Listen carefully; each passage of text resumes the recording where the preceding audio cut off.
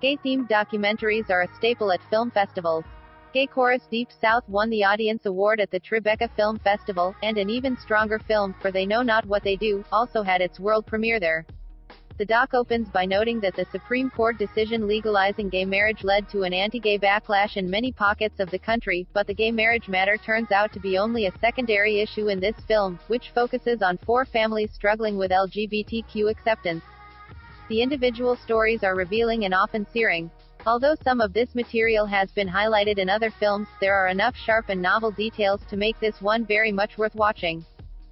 The first story focuses on the Robertsons, an evangelical family in the state of Washington, who find their conservative Christian beliefs under fire when one of their sons announces that he is gay. The parents, who speak quite candidly, sent their son to one of the group's promising conversion therapy, and he is tormented with enough guilt that he tries to get with the program. But his inner turmoil leads him to serious problems with drugs.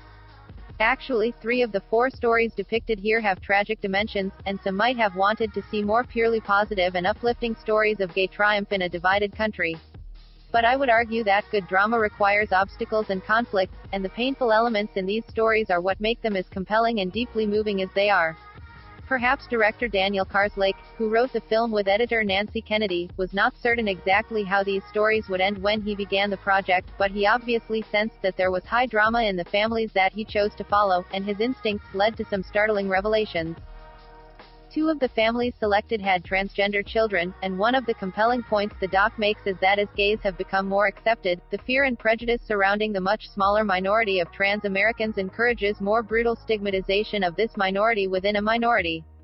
The infamous North Carolina bathroom ban and the Trump policy banning transgender troops are just a couple of examples of the final frontier for virulent homophobia. But even here, things are changing. Sarah McBride, a member of one of the families documented here, became the first trans person to address a national convention, the Democratic Convention in 2016. The most startling story recounted is that of Vico, a gay Puerto Rican man living in Orlando, Florida, who recalls suggesting to some of his friends that they go out for drinks at the Pulse nightclub on the night of the horrific mass shooting there in June 2016.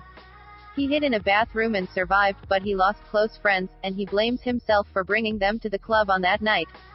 Given that tragedy, his family struggles seem relatively benign. His parents always seemed accepting of his sexual orientation, while his beloved grandmother rejected him initially but recently has been willing to embrace his difference. That family acceptance came too late for the Robertson family, whose journey brings the doc to a deeply stirring conclusion. Although the parents have not abandoned Christianity, the fate of their gay son led them to break off from their church and create another place of worship that welcomes openly gay congregants. They find a sense of healing in offering love and support to these gay youths that they could not offer to their own son until it was too late.